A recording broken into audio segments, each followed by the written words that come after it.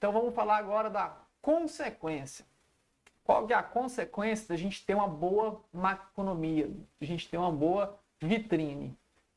Pessoal, o patrimônio privado global são o quê? Investidores. Na mão dos tais investidores, especuladores, a gente tem hoje uma estimativa de levantamento pela própria pátria, estimativa autoral, de 14 trilhões de dólares. Trilhões, são 14 trilhões de dólares nas mãos de grandes investidores, grandes fundos de investimento, grandes especuladores. 14 trilhões, pessoal, é 70% do PIB dos Estados Unidos.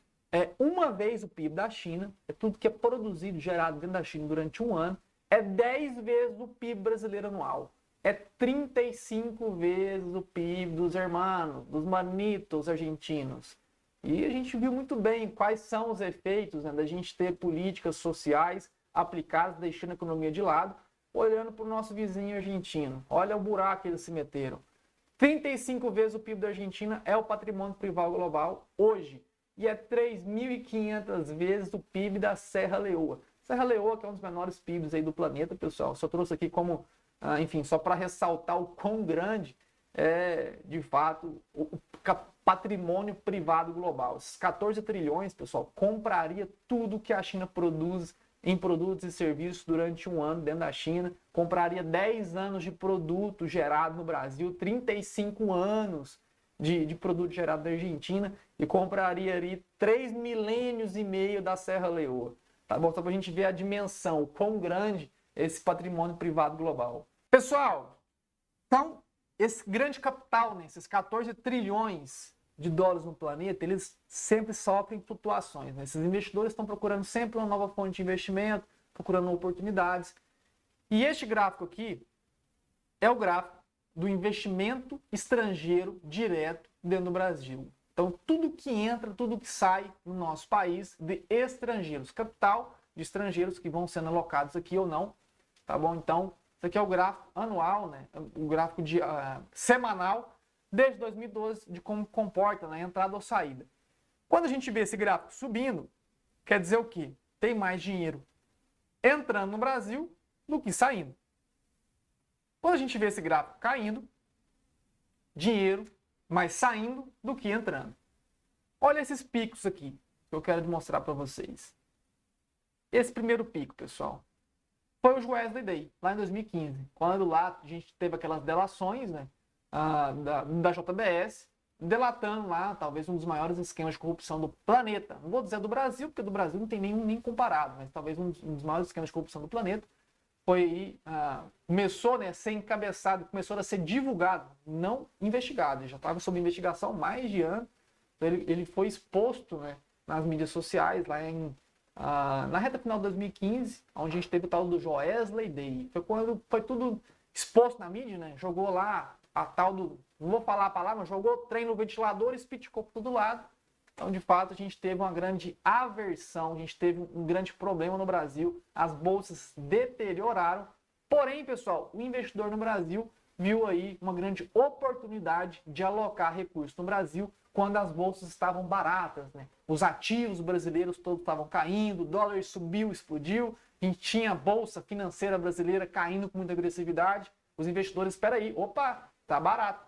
Já que o investidor doméstico brasileiro está com medo do que acontece, eu vou fazer compras agora. Tivemos aí uma enxurrada de capital entrando, de fato, para fazer aquisições a preços de barganha. O produto estava barato. Então a gente teve um grande fluxo de investimento de entrada no nosso país, grande capital entrando realmente para alocar em recursos de empresas privadas no nosso país. Outro grande ponto, pessoal, 2016 tivemos o impeachment, né, da Dilma, nossa ex-presidenta, aspas, e quando também a gente teve uma grande depreciação, né, o processo de impeachment iniciou aqui na virada de 2015 para 2016, pessoal, e a gente teve, né, uma grande evasão, a gente de fato trouxe uma grande certeza, né, a gente trouxe ali uma eventual mudança presidencial, nunca tinha acontecido isso desde a redemocratização brasileira, a gente nunca viu isso acontecer. Então, a gente teve uma mudança ali de cadeiras presidenciais, muita evasão de capital, porém, depois novamente, os investidores viram a Bolsa Brasileira, viram o Brasil como um investimento barato, tá bom? Então a gente teve sim uma grande evasão de capital decorrente do início do processo. Depois do processo finalizado, investidores viram como oportunidade. Temer assumiu a cadeira presidencial e, de fato, agradava, né, muito mais os investidores do que a permanência da tal da Dilma. Né? Outro, aqui é um vale, não um pico, né, que é o quê? Um processo, foi uma grande evasão de moeda no nosso país, aconteceu em dezembro de 2021.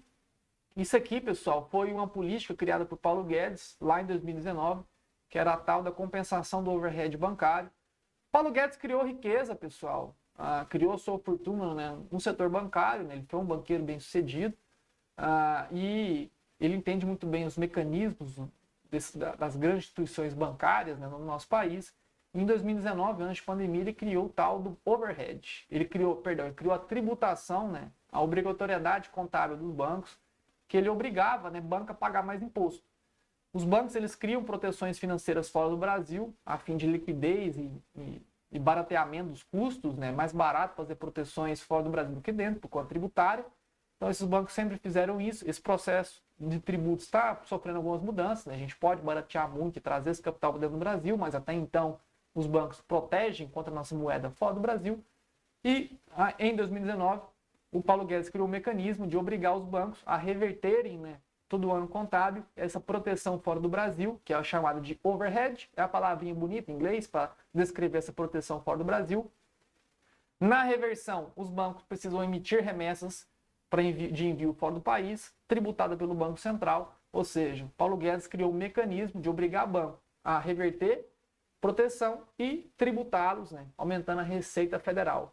A gente teve muita evasão de moeda ao final de 2021, né, que foi uma grande liquidação desses overheads, né? Grande parte dos overheads, a gente tinha muito vencimento de hedge para 2021, encerramento de 2021, então teve uma grande evasão cambial.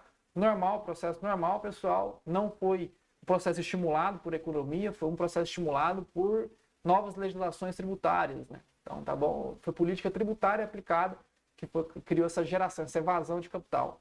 E agora, pessoal? Como que a gente tem agora?